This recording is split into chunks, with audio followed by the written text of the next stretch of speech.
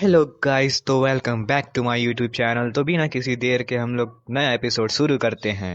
हम एक पार्क में हैं जहां दो बच्चे एक सैंडल कैस्टल बना रहे हैं। लड़का उनका काम देखते हुए कहता है कि ये सही नहीं लग रहा। वो बोलता है कि ये वैसे नहीं है जैसे उसने सोचा था और लड़की उस पर हंसने लगती है। तभी एक बड़ा लड़का आता है और उन दोनों के सैंड कैस्टल पर पैर रखकर उसे तोड़ देता है।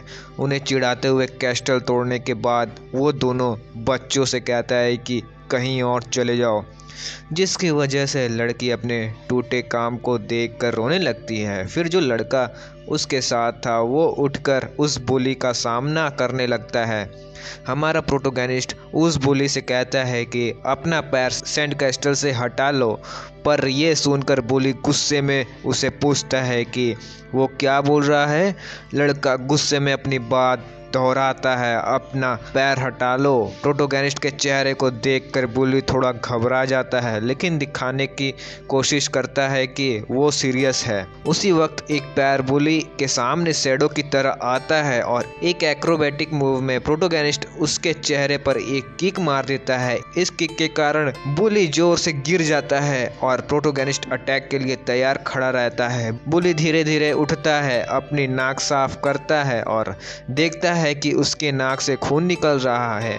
ये देखकर वो और भी गुस्सा हो जाता है, लेकिन रिटेलिएशन के वजह वो रोने लगता है और मदद मांगता है। इसे प्रोटोगनिस्ट सरप्राइज हो जाता है, जबकि उसका दोस्त उसके पीछे छुप जाता है। कुछ देर बाद बुली वापस आता है अपनी नाक पर बैंडेज लगाकर और अपने बड़े भाई के साथ वो पूछता है कि क्या प्रोटोगनिस्ट ने उसे मारा था। प्रोटोगनिस्ट बस उसे उसके बड़े भाई को सीरियसली देखता है बिना कोई वजह दिए। ये देखकर बड़े भाई को गुस्सा आता है। बड़े भाई प्रोटोगनिस्ट को बात करने के लिए फोर्स करता है, लेकिन वो बस उनकी हर मूव को डॉस कर लेता है। ये उन्हें और इरिटेट कर देता है। फिर जब प्रोटोगनिस्ट एक गैप देखता है तो वो बड़े भाई के लेग्स के बीच में एक किक मार देता है, जिसे छोटा बुली घबरा जाता है। उस वक्त छोटा बुली प्रोटोगनिस्ट से शिकायत करता है कि उसने उसके भाई के साथ ऐसा क्यों किया। प्रोटोगनिस्ट कामली बोलता है कि ये सब उसने बिना मार्शल आर्ट सीखे किया है। वो हमेशा से एक ट्रबल मेकर रहा है। बचपन की उन लड़कियों की उसे कभी परवाह नहीं थी, लेकिन याद है कि ये तभी प्रॉब्लम बन गया जब वो बड़ा हो गया। कुछ साल बाद प्रोटोगनिस्ट मून एलिमेंट्री स्कूल के 5th में पढ़ रहा था। एक दिन स्कूल जाते वक्त उसे एक ग्रुप हाई स्कूलर ने गली में बुलाया। एक हाई स्कूलर उसे एक फेवर करने को कहता है, अपने चेहरे पर एक सस्पिशियस एक्सप्रेशन के साथ। फिर वो अपना हाथ प्रोटोगनिस्ट के सोल्जर पर रखता है, बोलता है कि वो भी कभी मून एलिमेंट्री का स्टूडेंट था। उसके बाद वो प्रोटोगनिस्ट को धक्का देते हुए गली में ले जाता है जहां उसके दोस्तों का ग्रुप था। उसका एक दोस्त मजाक उड़ाता है कि ऑस्टिन हाई स्कूलर के पास लोगों को फंसाने का एक अलग टैलेंट है। वही ग्रुप की एक लड़की ऑस्टिन से बोलती है कि जल्दी करो। ऑस्टिन प्रोटोगनिस्ट को और भी सस्पिशियस नज़र से देखता है और पूछता है कि क्या वो उनकी हेल्प करेगा। प्रोटोगनिस्ट उसे सीधा पूछता है कि वो लोग क्या चाहते हैं। ये सवाल सुनकर ऑस्टिन इरिटेट हो जाता है और कहता है कि अपने पैसे दे दो। प्रोटोगनिस्ट बोलता है कि हाई स्कूलर इतना गरीब है कि उन्हें बच्चों से पैसे मांगने की जरूरत पड़ती है। ये सुनकर ग्रुप ऑस्टिन का मजाक उड़ाने लगता है, कहकर कि लड़का ऑस्टिन तो गुस्सा दिलाने में एक्सपर्ट है। ऑस्टिन अपना पेशेंस खो देता है और अकेला ही प्रोटोगनिस्ट से निपटने की कोशिश करता है, लेकिन प्रोटोगनिस्ट दिखाता है कि उसे ऐसे लोगों से कैसे डील करना चाहिए। वो ऑस्टिन के अटैक को डॉस करता है और ये देखकर ग्रुप उसमें इंटरेस्ट लेने लगते हैं। ग्रुप की लड़की बोलती है कि वो प्रोटोगनिस्ट के लिए चीयर कर रही है। ये देखकर ऑस्टिन के दोस्तों को लगता है कि ये ज़्यादा अटेंशन अट्रैक्ट कर रहा है, इसलिए वो भी ऑस्टिन की मदद करने आते हैं। इस बीच प्रोटोगेनिस्ट ऑस्टिन के चीन पर एक नी मार देता है जिसे ऑस्टिन गिर जाता है। प्रोटोगेनिस्ट फिर ग्रुप के बाकी लोगों का रिएक्शन देखने के लिए उनका सामना करता है। तब एक दूसरा लड़का आगे आता है और एक पंच उसके चेहरे पर मार देता है जिसे प्रोटोगेनिस्ट जोर से जमीन पर गिरता है। इम्पैक्ट के साथ उसे घसीटा जाता है। दूसरे हाई स्कूलर इरिटेट हो जाता है और प्रोटोगेनिस्ट को सबक सिखाने की सोचता है, लेकिन प्रोटोगेनिस्ट कहता है कि उसे कभी डर नहीं महसूस किया, ना ही कभी सोचा कि उसके एक्शंस के बाद क्या होगा। उसने जमीन से एक ईंट उठाई और बोला कि उसे पता है कि कैसे रिएक्ट करना है। उसने वो ईंट उठाकर हाई स्कूलर के सर पर जोर से मार दी। 2 लोग गिर चुके होते हैं और बाकी ग्रुप बस प्रोटोगेनिस्ट को देखते रह जाते हैं। बिना कुछ बोले उनका लीडर ऑस्टिन, जिसके बारे में उन्हें यकीन था कि वो स्कूल का लीडर बनेगा, सर से खून बहते हुए बेचारे अनकॉन्शियसनेस पड़ गया था। ये देखकर बाकी लोग अपना गुस्सा खो देते हैं और बदले के लिए प्रोटोगेनिस्ट के पीछे आ जाते हैं, लेकिन प्रोटोगेनिस्ट ईंट पकड़कर उनके अगेंस्ट आगे बढ़ता है और कहता है कि उसे लगता है कि वो ऐसे ही पैदा हुआ है और वो कभी किसी फाइट में नहीं हारता। ग्रुप की लड़की शॉक में होती है जबकि उसके पास खड़ा एक लड़का कांप रहा होता है और मदद के लिए गुहार लगाता है। प्रोटोगेनिस्ट के अटैक से सब गिरते चले जाते हैं और उसकी ब्रेक खून से पूरी तरह से लथपथ हो चुकी होती है। जब प्रोटोगेनिस्ट उस लड़की की तरफ मुड़ता है ये देखने के लिए कि वो क्या करना चाहती है, तो वो उस पर एक डरावना नज़र डालता है। कुछ देर बाद पुलिस स्टेशन में एक ऑफिसर उसे पूछता है कि क्या वो सच में सीरियस है कि उसने ये सब किया, लेकिन लड़का चुप रहता है। ऑफिसर से कुछ कहने की जगह उसे इंतजार करने देता है। तभी एक औरत रूम में कोट पहने और हाँफते हुए आती है, अपने बेटे सेठ को बुलाती है। वो ऑफिसर से माफ़ी मांगती है और लेकिन ऑफिसर ऑकवर्डली कहता है कि सब ठीक है। इसके बाद वो दोनों बिना कुछ कहे पुलिस स्टेशन से चले जाते हैं। जब औरत अपने बेटे सेठ को देख रही होती है तो वो पूछती है कि क्या उसे चोट लगी है। सेठ सर हिलाकर ना में जवाब देता है। फिर वो झुकती है और सेठ से एक प्रॉमिस करने के लिए बोलती है जो उसे कंफ्यूज कर देता है। उसकी माँ सेठ से वादा करने को कहता है कि वो अब कभी किसी से लड़ाई नहीं करेगा। सेठ सर हिलाकर मान जाता है और कहता है कि उसके पास कोई और चॉइस नहीं है, क्योंकि वो उसकी माँ की आंखों में फिर भी कभी वो उदासी नहीं देखना चाहता। उसकी माँ उसका शुक्रिया अदा करती हैं, लेकिन सेठ को याद है कि उस वक्त उसे असली वजह का पता नहीं था जो उस उदासी के पीछे थी। वक्त बीता और सेठ हाई स्कूल पहुंचता है उसी डिटरमाइंड एक्सप्रेशन के साथ जो उस वक्त था। तभी एक लड़का फोर्स के साथ दरवाज़ा खोलता है और सेठ को बुलाता है। क्लियरली उसे लड़ाई के लिए तलाश रहा होता है। वो रूम में घुसकर सेठ की पीठ पर जोर से किक मार देता है और पूछता है कि क्या सेठ अपने आप को मजाक लगता है।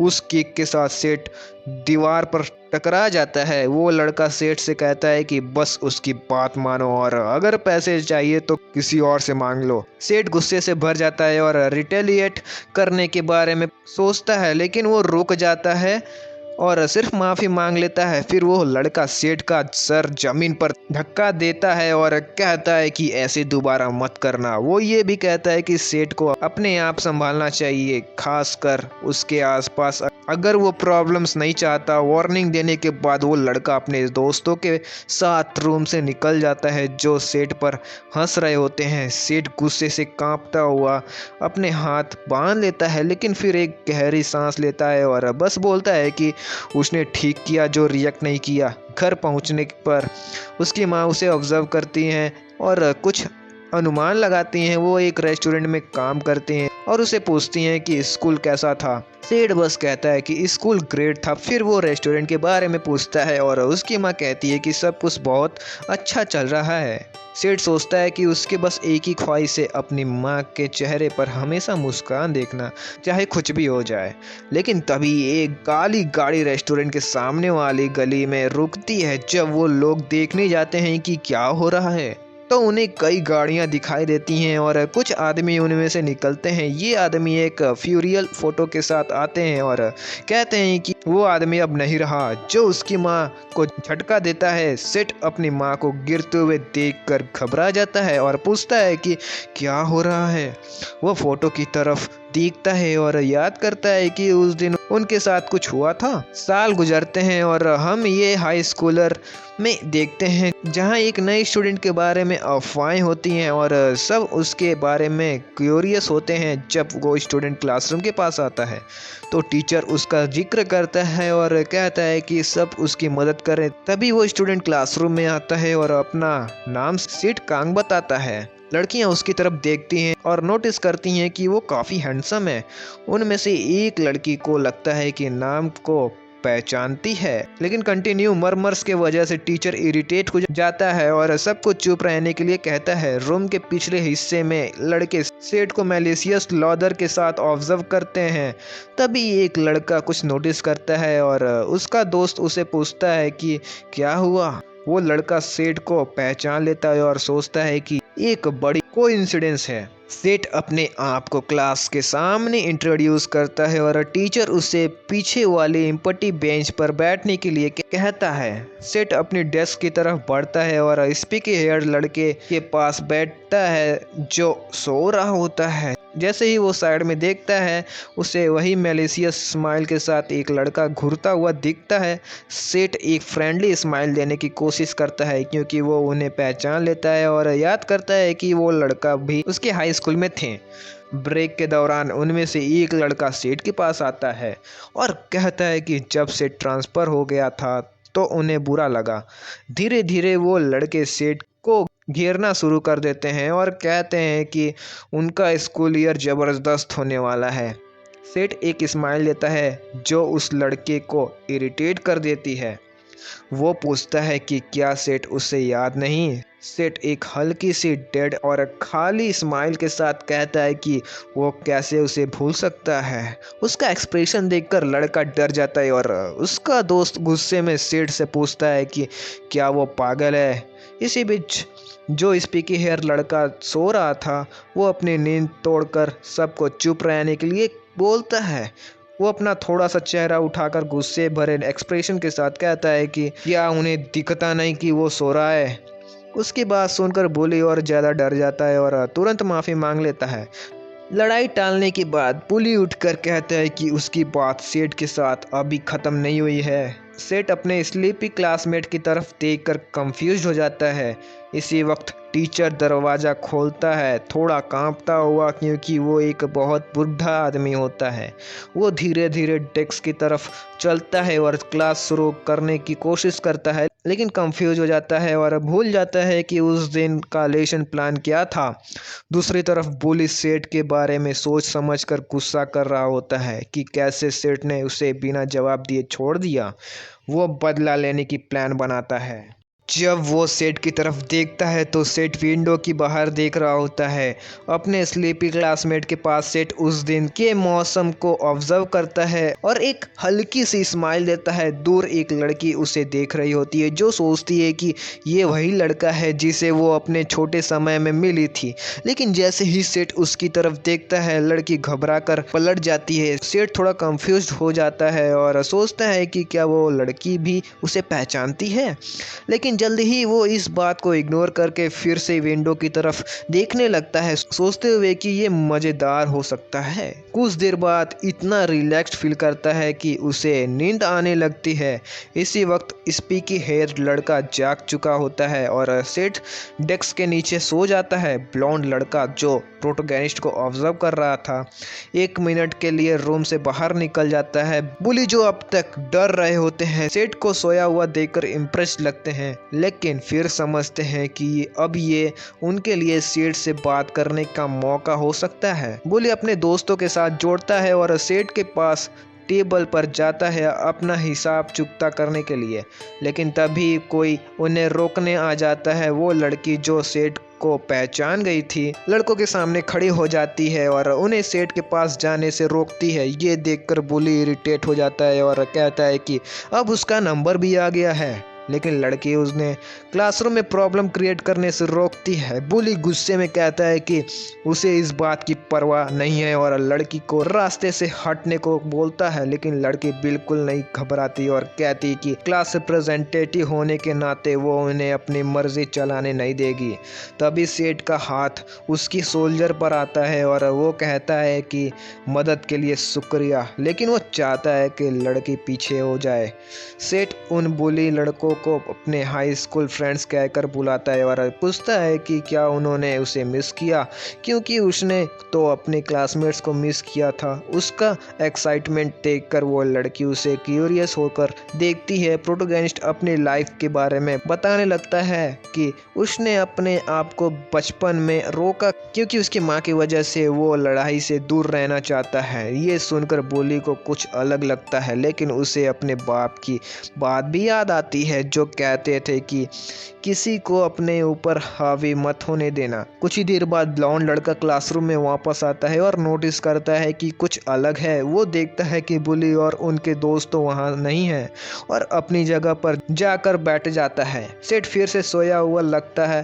क्लास रिप्रेजेंटेटिव सेठ को साइड आई करते हुए देखती है बिना अपना फेस घुमाए, जबकि ब्लॉन्ड लड़का अपना सर नीचे करके फिर से सो जाता है। रिप्रेजेंटेटिव सेठ की तरफ देखती है जो बिल्कुल बेखबर होकर सो रहा होता है। इसी बीच एक लड़का बुली से पूछता है कि एक ट्रांसफर स्टूडेंट के हाथों कैसे हार गया। ये लड़का इंटिमिडेटिंग लगता है और उन्हें सुपीरियरिटी के साथ घूरता है। उनकी कहानी कंफर्म करने की कोशिश करता है। बुली, जिसके नाक पर एक बैंडेज होता है, कहता है कि हाई स्कूल में सेठ वीक था लेकिन अब कुछ बदल गया है। उसके दिमाग में वो मोमेंट फ्लैश करता है जब सेठ ने एक सिंगल ब्लो में सबको गिरा दिया था। वो बड़ा बुली नाथन से शिकायत करता है, कहता है कि उसे एक कमज़ोर से हारने पर शर्म आनी चाहिए। फिर वो बड़े गुस्से के साथ उनकी क्लासरूम की तरफ बढ़ता है और विंडो से अंदर झांकता है, पूछता है कि क्या ट्रांसफ़र स्टूडेंट वहाँ है। फिर वो फुल एनर्जी के साथ डोर खोलता है और एक ड्रामेटिक स्पीच शुरू करता है। पूछता है कि नया स्टूडेंट कौन है। रिप्रेजेंटेटिव उसे देखकर थोड़ा डर जाती है और गेस करने लगती है कि वो किसको ढूंढ रहा है। नाथन पॉइंट करता है कि विक्टर के पास बैठे लड़के की तरफ, जबकि प्रोटोगनिस्ट सेठ जो सो रहा होता है। फिर बिग गाय कहता है कि वो न्यू कमर को अपना स्पेशल वेलकम देने वाला है। रिप्रेजेंटेटिव का एक क्लासमेट सोचता है कि ये बंदा यहाँ क्यों आया है।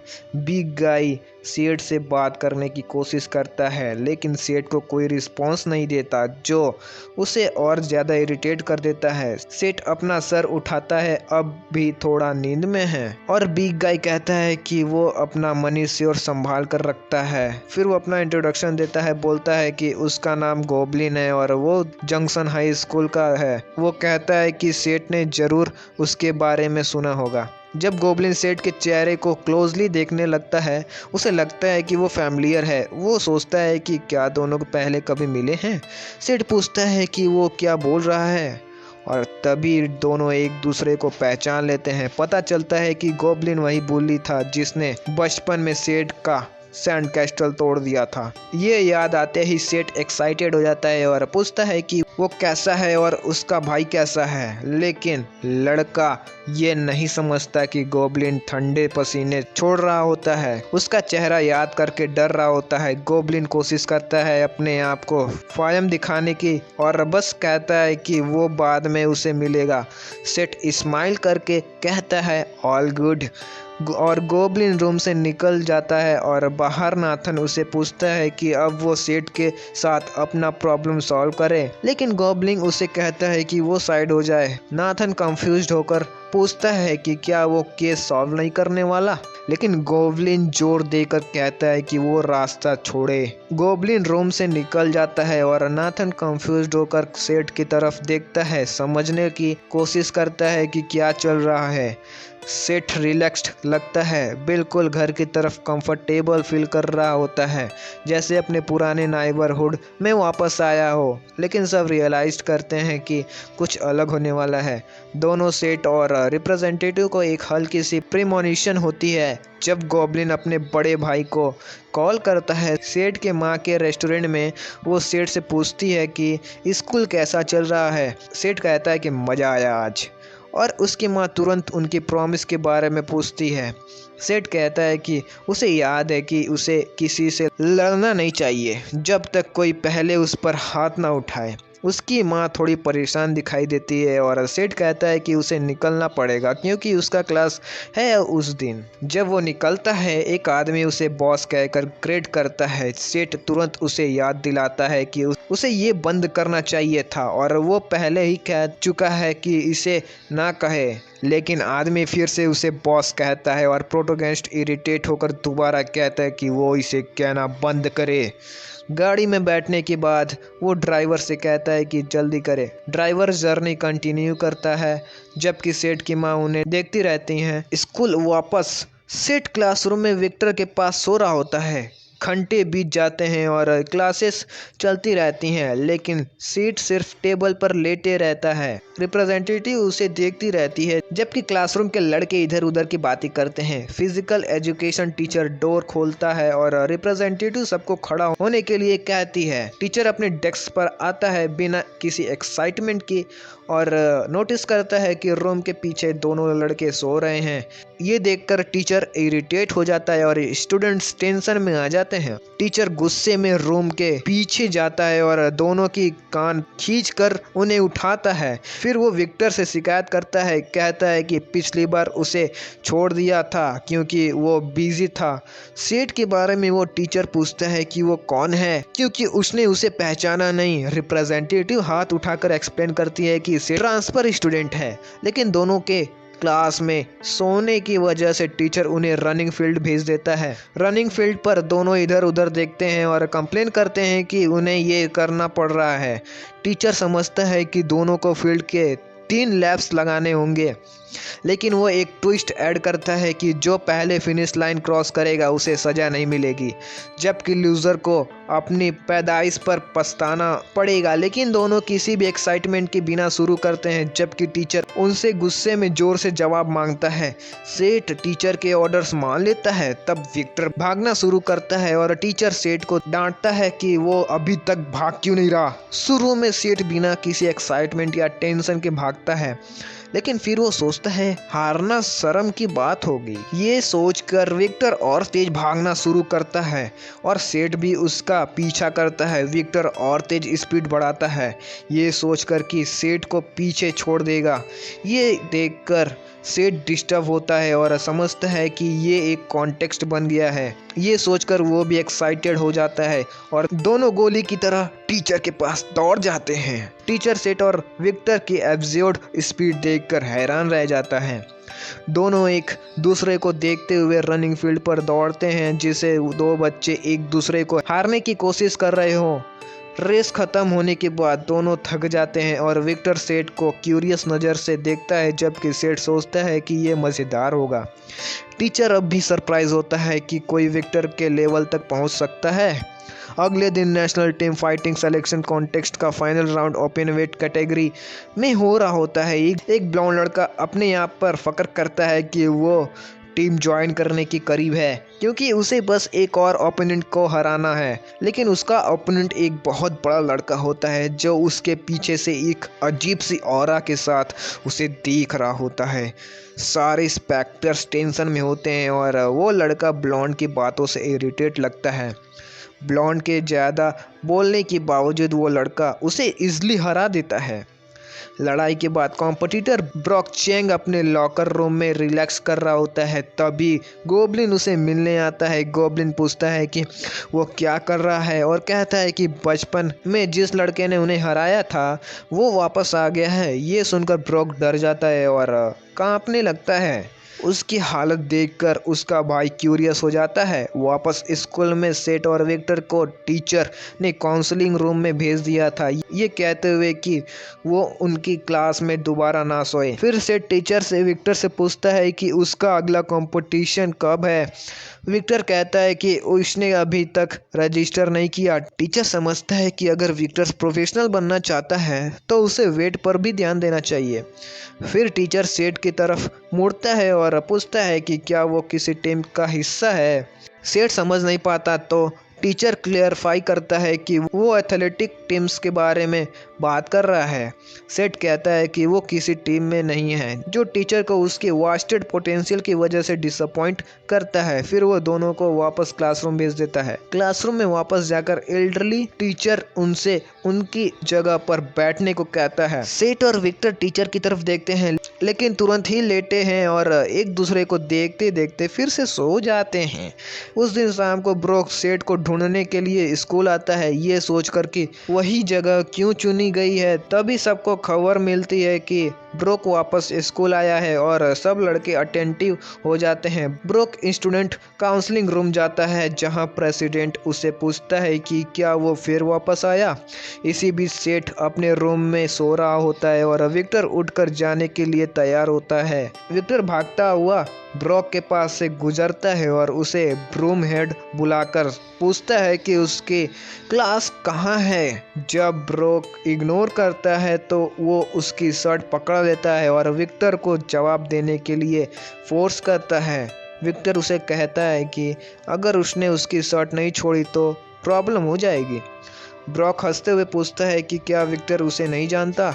विक्टर सच में ये एडमिट करता है कि उसे ब्रोक के बारे में कुछ नहीं पता, जो ब्रोक को इरिटेट करता है। इसी वक्त विक्टर ब्रोक की चेन पर पंच मारता है उसे अपनी शर्ट छुड़ाने के लिए। फिर वो एक के बाद एक पंचेस मारना शुरू करता है लेकिन ब्रोक अपने हाथ से विक्टर का गला पकड़ लेता है।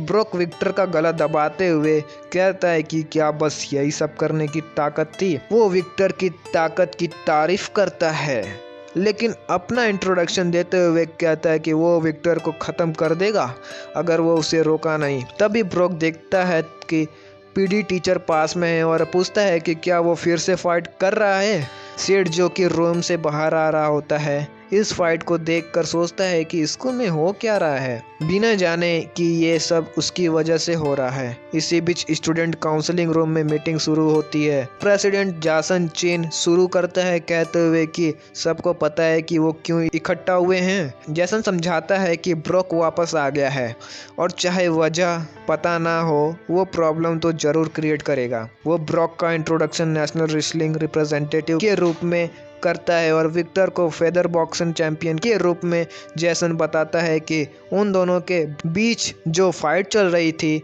उसे पीई टीचर ने रोका। काउंसलिंग के एक मेंबर पूछते हैं कि ब्रोक वापस क्यों आया है और वो सोचता है कि शायद वो और प्रॉब्लम्स क्रिएट करने के लिए आया होगा। ये मेंबर ट्यू क्लब का कैप्टन काबू है जो सोचता है कि ब्रोक को तो अभी नेशनल्स की तैयारी करनी चाहिए।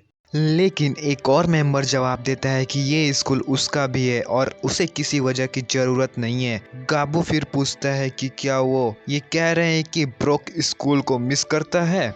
जासन सैम से पूछता है कि क्या उसे ब्रोक के वापस आने के बारे में कुछ पता है, क्योंकि वो बचपन से ब्रोक को जानता है। सैम मेंशन करता है कि ब्रोक ने कुछ न्यू किड के बारे में कहा था लेकिन उसे ये समझ नहीं आया कि क्यों ये बात जैसन को कंफ्यूज कर देती है कि ब्रोक की असली मोटिवेशन क्या है। मीटिंग के दौरान सीट्स स्कूल से घर जाने के लिए निकलता है। वो एक ब्लैक कार को पार्क देखते हैं और अपने ड्राइवर को सोते हुए पाता है।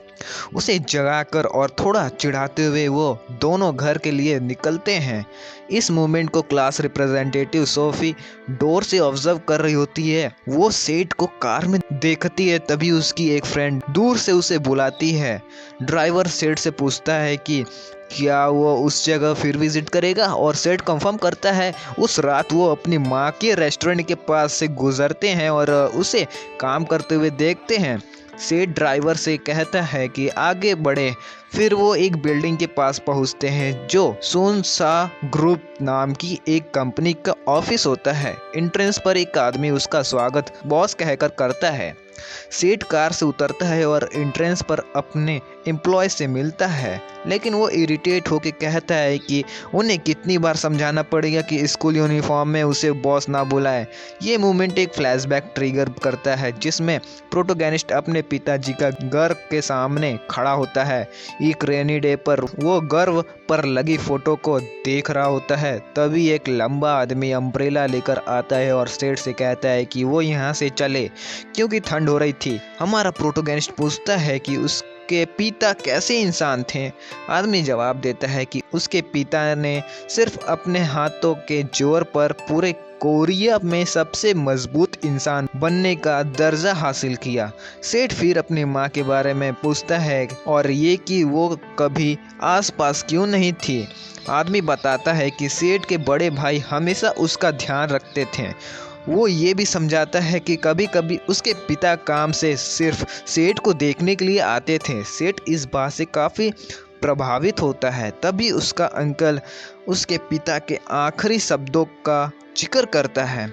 उसने कहा था कि कभी किसी को अपनी इज्जत उछालने ना देना, क्योंकि ये शर्म की बात होती है। दोनों याद करते हैं कि कैसे एक वक्त पर सेठ को उसके स्कूलमेट्स ने बुली किया था और वो दूर से बस देखते रहते हैं। वापस स्कूल में प्रेसिडेंट जासन सेठ के क्लासरूम में अपने साथियों के साथ आता है और उन्हें बाहर वेट करने के लिए कहता है। जब वो अंदर जाता है तो तुरंत वो दोनों ट्रबल मेकर सेठ और वेक्टर का सोता हुआ देखता है, जबकि बाकी स्टूडेंट्स अपना काम कर रहे होते हैं। जासन के विजिट को देखकर सोफी चकित हो जाती है, जबकि उसकी फ्रेंड सोचती है कि क्लासरूम बदल लेना शायद एक अच्छा आइडिया होगा। जासन सोफी से ग्रेट करता है और जब वो पूछती है कि वो यहाँ क्या कर रहा है तो जासन नए स्टूडेंट के बारे में पूछता है। सोफी पूछती है कि क्या उसने गलत किया है और जैसन समझता है कि वो सिर्फ कुछ सवाल करना चाहता है।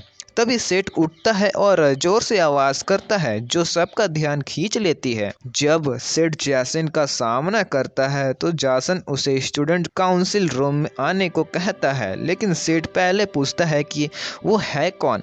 ये बात सोफी को चिंता में डाल देती है और वो जैसन के बारे में समझाती है। सेठ उसका शुक्रिया अदा करता है और कहता है कि क्या वो यही बात कर सकते हैं। जासन धीरे धीरे अपने पेशेंस खोता है और बस सिंपल तरीके से उसे और विक्टर को स्टूडेंट काउंसिल रूम चलने के लिए कहता है। रूम से निकलते वक्त सोफी कहती है कि प्रेसिडेंट एक अच्छा इंसान है और सेठ से रिक्वेस्ट करती है कि वो बस उसकी बात मान ले। सेठ फिर विक्टर को उठाने के लिए नर्स करता है और सिचुएशन समझाता है। ये सुनकर विक्टर तुरंत चेयर गिरा के उठता है और ये सोचता है कि सबको क्या हो गया है। वो काउंसिल रूम की तरफ जाता है और सेठ उसे रुकने के लिए कहता है। तभी वो देखता है कि क्लास रिप्रेजेंटेटिव सोफी उसे देख रही है, तो उसे शांत करने के लिए एक रिज्योरिंग एक्सप्रेशन देता है। वो हल्की सी मुस्कान के साथ कहता है, मैं बस अभी वापस आता हूँ, और फिर विक्टर को काउंसिल रूम की तरफ फॉलो करता है। विक्टर अपनी चेयर खींच कर लाता है और उसे ठीक से अरेंज करके बैठ जाता है। पूछता है, ये रूम में क्यों बुलाया था। जैसन अपनी ग्लासेस को एडजस्ट करता है और सीधा मुद्दा उठाता है, क्या तुम्हें ब्रोक्शेंग के बारे में पता है। दोनों कंफ्यूज हो जाते हैं जब तक विक्टर को कल के फाइट के बारे में याद नहीं आता। जासन समझाता है कि 2 साल पहले तक ये स्कूल सिर्फ एथलीट्स के लिए था और गवर्नमेंट ने पूरे देश से सबसे टैलेंटेड एथलीट्स को यहाँ पढ़ाई के लिए भेजा था। विक्टर पूछता है, अगर ये सब जानता था तो मैं यहाँ क्यों हूँ। और प्रोटोगेनिस्ट को तो इस बारे में कुछ आइडिया ही नहीं होता। जासन आगे बताता है कि अब ये एक आम स्कूल बन गया है ब्रोक की वजह से, जो पहले काफ़ी प्रॉब्लम्स क्रिएट कर रहा था और फिर चला गया था, लेकिन अब वापस आया है नया स्टूडेंट को ढूंढने के लिए जो सबको क्यूरियस बना देता है। जासन पूछता है, तो तुम्हारा उसे क्या रिलेशन है। सेठ कुछ देर चुप रहता है, फिर मानती है कि उसे ब्रोक्शेंग के बारे में कोई आइडिया नहीं है, जिसे सब और भी कंफ्यूज हो जाते हैं। इस बीच काउंसलिंग रूम में टीचर ब्रोक से बात कर रहा होता है। पूछता है, मैंने सुना है तुम नेशनल टीम में हो। ब्रोक कैसे भी उदास नजर आता है तो टीचर उसे पूछता है कि क्यों वो खुशी नहीं दिख रहा। जबकि उसने सोचा था कि ये उसका सपना होगा। ब्रोक बस उठता है और कहता है, मैं जा रहा हूँ। जब टीचर उसे कुछ फाइनल एडवाइस देने की कोशिश करता है तो टीचर उसे कहता है, कभी भी स्पोर्ट्स को छोड़ना मत, चाहे कुछ भी हो जाए। लेकिन ब्रोक बस उसे घूर के देखता है और रूम से निकल जाता है।